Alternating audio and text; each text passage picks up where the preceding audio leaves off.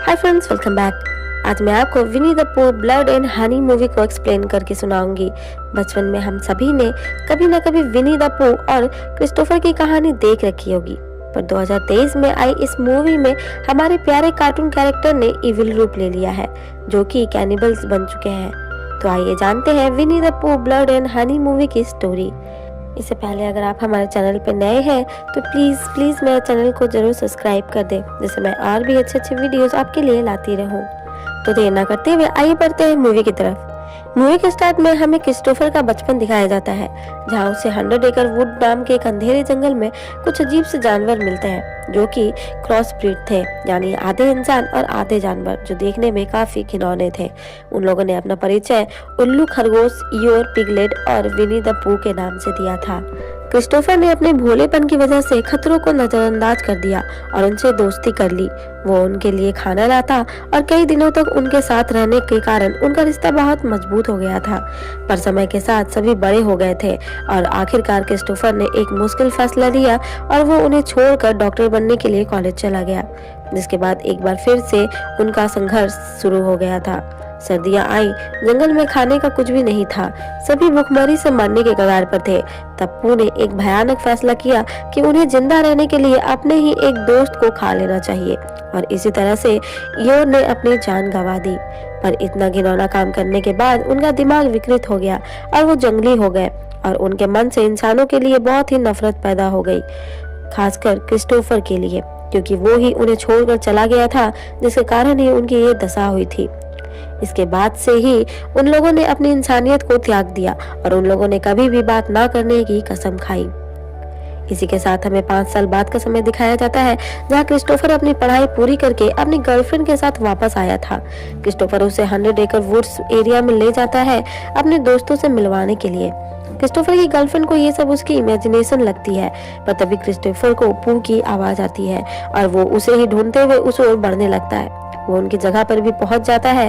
Christopher की girlfriend को यहाँ कुछ ठीक नहीं लग रहा था। वो उसे यहाँ से चलने को कहती है, पर क्रिस्टोफर कहता है कि उन्हें कोई भी खतरा नहीं है, क्योंकि वो उनका दोस्त है। क्रिस्टोफर वहाँ अपनी फोटो देखता है, पर पू ने उसकी फोटो को जला दिया था। उसे समझ में नहीं आ रहा होता है कि उसने ऐसा क्यों किया होगा। तभी उन्हें पू की आवाज आती है और वो दोनों ही वहाँ छिप जाते हैं। पू के सोने के बाद वो धीरे से वहां से निकल रहे थे, पर इतने में ही पिगलेट, जो कि अब बहुत ही भयानक दिख रहा है, क्रिस्टोफर की गर्लफ्रेंड को मार डालता है। क्रिस्टोफर उसे बहुत मिन्नतें करता है, पर पिगलेट नहीं रुकता है। वहीं क्रिस्टोफर भी वहां से अपनी जान बचाकर भागने लगता है, पर अब तक पू भी वहां आ चुका था। क्रिस्टोफर उन्हें बहुत समझाने की कोशिश करता है, पर पिगलेट और पू उसे अपने साथ खींच कर ले जाते हैं। इसी के साथ अगले सीन में हम मारिया नाम की एक लड़की को देखते हैं, जो एक साइकोलॉजिस्ट से अपना ट्रीटमेंट करवा रही थी, क्योंकि एक अनजान इंसान जो हमेशा उस पर नजर रखा करता था, और एक दिन उसने मारिया के घर में घुसकर उसके साथ बदतमीजी करने की कोशिश की थी, जिसके कारण मारिया ट्रॉमा में थी। डॉक्टर उसे एक लंबी वेकेशन पर जाने को कहती है, जिससे उसे अच्छा महसूस होगा। जिसके बाद उनकी बात मानते हुए मारिया अपने दोस्त जोई, एलिस, लारा और जेस के साथ पहुंच जाती है 100 एकड़ वुड्स के पास ही बने एक केबिन में। मारिया ने अपनी एक और फ्रेंड टीना को भी इनवाइट किया था, जो पीछे से आ रही थी, पर केविन पहुंचने के रास्ते में वो रास्ता भूल जाती है और वो 100 एकड़ वुड्स की तरफ चली जाती है, जहां उसे पू दिखता है।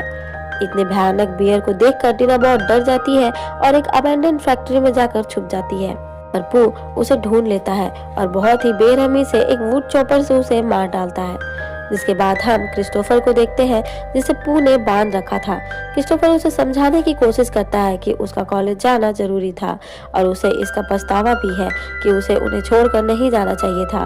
पर पू को क्रिस्टोफर का बचपन में किया गया वादा याद आता है, जिसमें उसने कहा था कि वो कभी भी उन्हें छोड़कर नहीं जाएगा। तब उसे वापस से क्रिस्टोफर पर गुस्सा आता है और वो ईयोर के टेल से क्रिस्टोफर को मारने लगता है।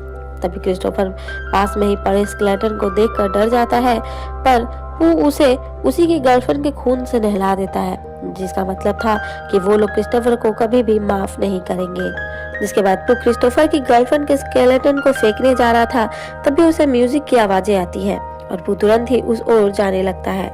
यहाँ लारा पूल में थी और अपनी ही फोटोज क्लिक कर रही थी। तभी उसे एक फोटो में उसके पीछे पू दिखता है, पर देखने पर उसे वहाँ कोई भी नजर नहीं आता है और वो इसे नजरअंदाज करती हुई पूल में वापस चली जाती है। तभी हम लारा के पीछे पू और पिगलेट दोनों को ही देखते हैं, जो लारा को बेहोश करके अपने साथ ले जाते हैं। और जब लारा को होश आता है तो वो खुद को बंधा हुआ पाती है और पिगलेट ने अपने पैर से उसे दबा रखा था और पू कार से लारा के सर को कुचलकर उसे मार डालता है। पर अब तक लारा की चीख उसके दोस्तों ने सुन ली थी और बाहर जाने पर उन्हें वहां लारा की लाश भी दिखती है। वो बहुत डर जाते हैं और केबिन के अंदर चले जाते हैं। तभी उन्हें पू दिखता है, जो अंदर आने की कोशिश कर रहा था। वो अंदर ना आ पाए इसलिए एलिस और जो बैक डोर को बंद करने जाते हैं, जबकि मारिया और जेस मारिया की गन लेने जाते हैं। एलिस और जो धीरे धीरे बैक डोर की तरफ बढ़ रहे थे, पर अब तक वो अंदर आ चुके थे। पिगलेट एलिस को मार देता है, जिसके बाद पिगलेट और पू जो को लेकर वहां से चले जाते हैं, क्योंकि उन्हें लगता है कि यहाँ और कोई भी नहीं है। पर मारिया और जेस गन लेकर उन दोनों का ही पीछा करते हैं। वहीं जब जो को होश आता है तो वो खुद को बंधा पाती है और पू अपने पुराने विक्टिम्स के खून को पी रहा था, जो देखकर वो डर जाती है और पू वापस से उसे मारकर बेहोश कर देता है। वही मौका पाते ही मारिया और जेस जो को छुड़ा लेते हैं और वहां से भागने लगते हैं। तभी उन्हें क्रिस्टोफर की आवाज आती है और वो उसे भी खोल देते हैं। उन्हें एक और लड़की की आवाज आती है। क्रिस्टोफर उन्हें बताता है कि यह एक और लड़की है, उन्हें उसे भी बचाना होगा, जिसके बाद वो तीनों उस लड़की को भी खोल देते हैं। इस लड़की के हस्बैंड को पू ने पहले ही मार डाला था और खुद इसका चेहरा बुरी तरह से बिगाड़ दिया था। ये देखकर वो लड़की मारिया की गन लेकर पू और पिगलेट से बदला लेने के लिए निकल जाती है, पर गन में गोली नहीं थी, जिसके बाद वहाँ पू भी आ जाता है और उस लड़की को दोनों ही मार डालते हैं। ये देखकर मारिया और उसके दोस्त जो छुपे हुए थे वो चिल्ला देते हैं, जिससे पू उनके पीछे भागने लगता है। मारिया और एलिस तो वहाँ से भाग जाती है और जो वहीं रह जाती है, जो मौका पाते ही वहीं रखी हैमर से पिगलेट को मार डालती है। वहीं पू को जब पिगलेट की चीख सुनाई देती है तो वो वापस अपनी जगह पर लौटता है और अपने दोस्त को मरा हुआ देखकर उसे बहुत गुस्सा आता है और वो नाइफ से स्टैब करके जो को भी मार देता है। पर अब तक एलिस और मारिया भी यहाँ पर जो के लिए वापस आ चुके थे, जो की ऐसी हालत देखकर और भी डर जाते हैं और वो फिर से उन्हें मारने के लिए उनके पीछे जाता है। पर थोड़ी ही दूर भागने पर उन्हें कुछ लोग मिलते हैं जो एक कार में वहां से गुजर रहे थे।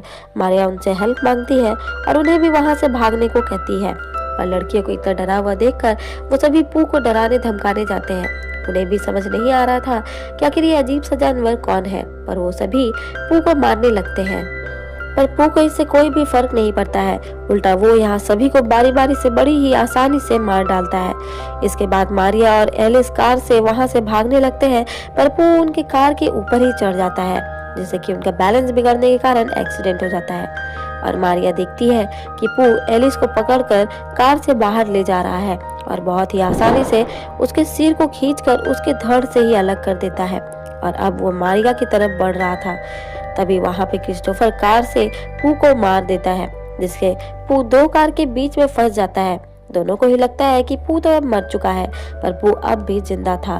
वो कार को ढकेल कर बाहर आ जाता है और मारिया को पकड़ लेता है। क्रिस्टोफर पू की इंसानियत को जगाने की बहुत कोशिश करता है, जिसके बाद एक बार के लिए पू नाइफ नीचे कर देता है। क्रिस्टोफर पू से कहता है कि वो जानता है कि उसने उनके साथ गलत किया है, जिसको उसे बहुत ही पछतावा भी है। वो खुद अब हमेशा पू के साथ यही रहेगा, बस वो मारिया को जाने दे, वो अब ये सब बंद कर दे। क्रिस्टोफर बहुत मिन्नतें करता है, पर मारिया क्रिस्टोफर को भागने को कहती है और तब पू अपने कभी न बोलने की कसम को तोड़ता है और क्रिस्टोफर से कहता है कि वो उन्हें छोड़कर चला गया था और इसी के साथ वो मारिया को भी मार देता है। पू मारिया को बार बार स्टैब किए जा रहा था, जो देखकर क्रिस्टोफर समझ जाता है कि पू अब पहले जैसा नहीं हो सकता है, वो एक मॉन्स्टर बन चुका है। जिसके बाद क्रिस्टोफर वहां से भाग जाता है और पू से बचकर निकल जाता है और इसी के साथ ये स्टोरी यही खत्म हो जाती है। तो फ्रेंड्स, कैसे लगी आपको विनी द पू ब्लड एंड हनी मूवी की स्टोरी? अगर पसंद आई हो तो वीडियो को कमेंट, लाइक्स एंड चैनल को सब्सक्राइब जरूर करें। मिलते हैं अगले वीडियो पे, तब तक के लिए बाय।